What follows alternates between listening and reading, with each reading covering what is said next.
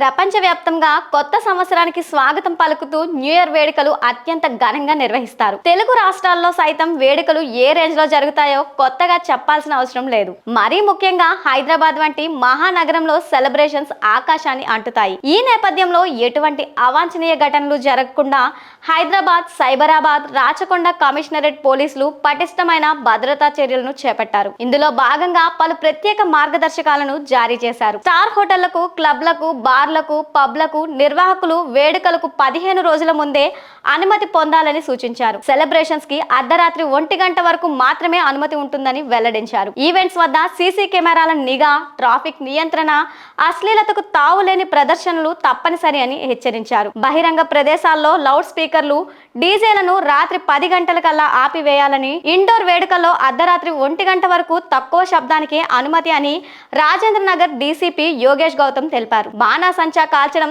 సామర్థ్యానికి మించిన పాస్లు, టికెట్లు జారీ పూర్తి నిషేధం అంటూ క్లారిటీ ఇచ్చారు.